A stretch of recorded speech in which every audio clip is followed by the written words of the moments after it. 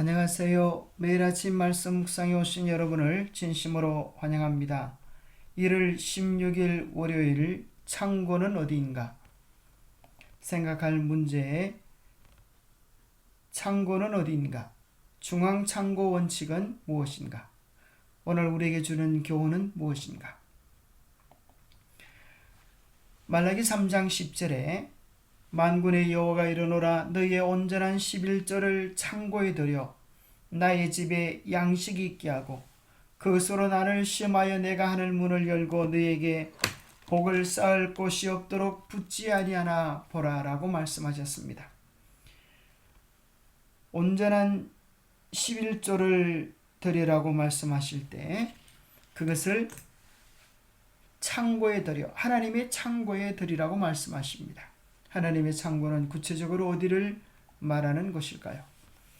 비록 성경절 가운데 구체적으로 기록되어 있지는 않지만 하나님의 백성들이 창고가 무엇인지 이해하고 있었으면 틀림이 없습니다. 하나님께서는 그분의 명령 가운데 나의 집에 양식이 있게 하고 라고 말씀하셨습니다. 하나님의 백성들은 하나님께서 말씀하신 나의 집이 시내산에서 모세에게 주신 하나님의 명령을 따라 정교하게 지은 성막임을 알고 있었습니다. 나중에 이스라엘 백성들이 이 약속의 땅에서 살게 되었을 때에는 실로가 그 첫 번째 중심이었고 이후에는 더 영구적인 예루살렘에 있는 성전이 되었습니다. 중앙창고의 원칙은 또 무엇일까요? 신명기 12장 5절에서 14절에 보면 오직 너희 하나님 여호와께서 자기 이름을 두시려고 너희 모든 지파 중에서 택하신 곳인 그 계실 곳으로 찾아 나아가서 너희의 번제와 제물과 11조와 손의 거제와 서원제와 낙헌 예물과 소와 양의 첨난 것을 너희는 그리로 가져다가 드리고 너희는 너희의 하나님 여호와께서 자기 이름을 두시고 택하실 그곳으로 내가 명령한 것을 모두 가지고 갈지니 라고 하면서 하나님께서 명령하신 그곳 중앙창고로 가져가게 하셨고 왜 그렇게 하시는가 하면 12절에 보면 레위인은 너희 중에 분깃이나 기업이 없기 때문이라고 말씀하고 계십니다. 하나님의 가족이 이루어짐으로써 우리는 11조에 관한 하나님의 뜻을 제대로 이해하고 실천하기를 원합니다.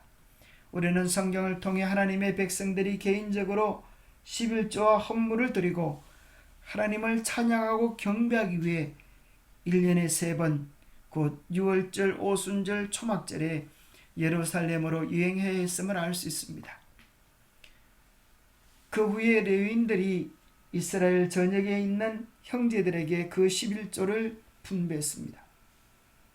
성경에 나타난 중앙창고의 원칙에 따라서 제7일 안식일 예수제임교회는 합회, 대회, 연합회, 세계 교회를 대신하는 창고로 지정하여 각종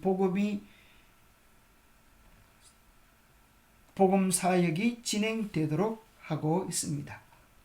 그것을 우리 부가태 지혜의 목사님께서는 이러한 도표를 이해하기 쉽게 그려주셨습니다.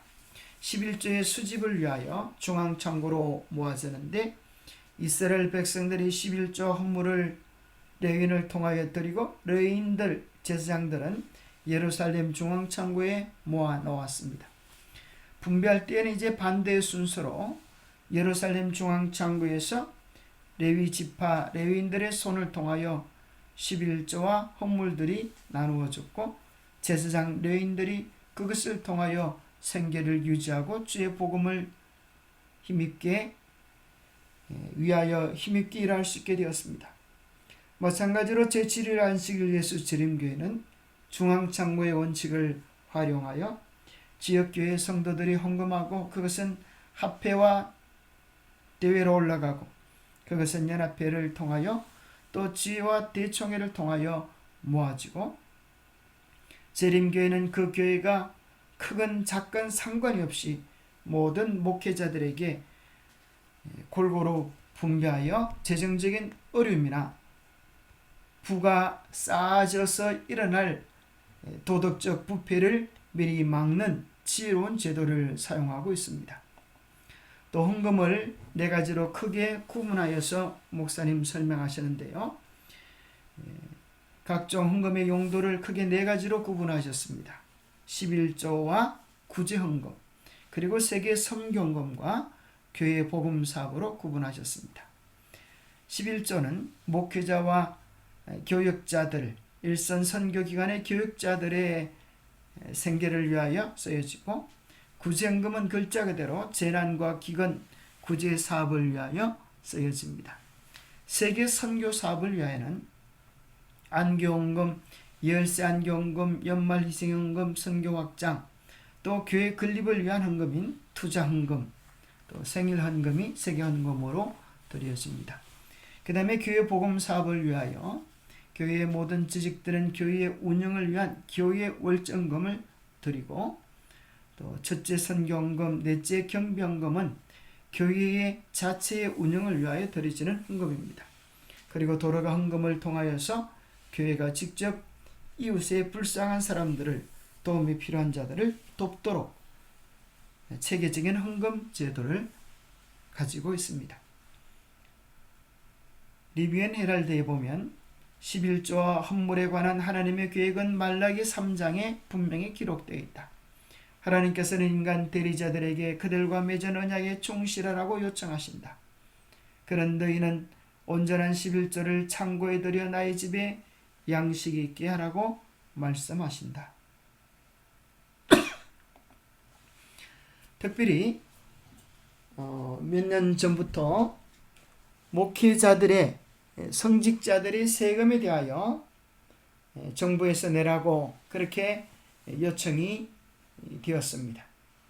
그럴 때에 대한뉴스에서는 개신교 가운데 아주 이전부터 세금을 내는 모범적인 교회가 있다고 하면서 제7일 안식일 예수 재림교회를 소개하고 있습니다.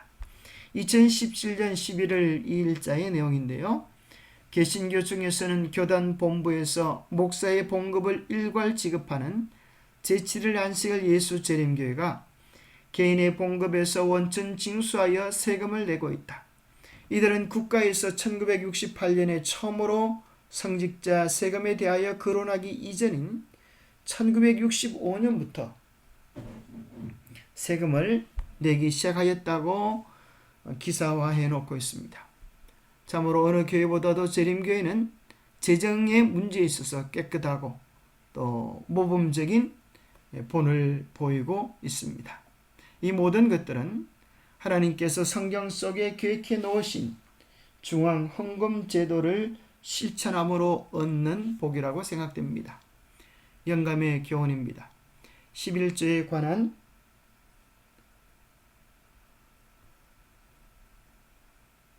하나님의 계획, 주님께서는 그대에게 축복을 주시고 그 답례로 11조와 헌물을 가져오라고 하신다. 아무도 이 문제에 관해서 듣지 못했다고 말하지 못하게 하라. 11조 헌물에 관한 하나님의 계획은 말라기 3장에 분명히 기록되어 있다. 하나님께서는 인간 대리자들에게 그들과 맺은 언약에 충실하라고 요청하신다. 그는 너희는 온전한 11조를 창고에 들여 나의 집에 양식 있게 하라고 말씀하신다. 이 대형 교회들은 재정을 그 교회 자체에서 쓸 수 있게 되어집니다.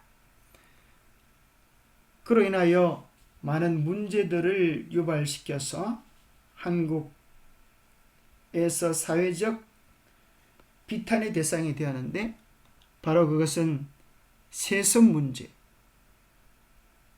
교회의 비리 문제, 또 재정적인 비리 문제, 또 성적인 범죄, 여러 다양한 범죄들이, 재물들이 골고루 나누어지지 않은 것 때문에 생기는 그런 범죄와 연관성이 있다고 생각해 볼 수 있습니다. 하나님께서 주신 중앙 창고 원칙을 실현할 때 우리는 다양한 하늘의 복들을 누릴 수 있게 되었습니다. 기도하겠습니다. 하나님 아버지, 하나님께서 가르쳐 주신 방법에 따라 충실하게 11조와 각종 헌금을 드리고 그렇게 드려진 헌금들이 잘 활용되어 복음 사업에 큰 힘이 되기를 원합니다. 드려진 헌금들이 하나님의 뜻에 따라서 유용하게 사용되어져서 주의 복음 사업이 힘을 얻고 복음의 영토들이 더욱 힘있게 확장되도록 축복하여 주시옵소서. 늘 하나님 앞에 정직하고 바르게 살아가는 우리 모두가 되도록 축복하여 주시옵기를 우리 주 예수 그리스도 이름 의지하여 간절히 간구하옵나이다. 이런 재정에 대한 문제가 있을 때마다 우리 재림교회는 참 좋은 헌금 제도를 가지고 있다라고 하는 것을 자주 느끼게 됩니다. 참으로 바른 진리 또 바른 제도를 가지고 있는 좋은 교회를 다니게 해주신 하나님께 감사를 드립니다. 하나님의 귀한 축복이 여러분의 삶에 가득하기를 소망합니다. 감사합니다.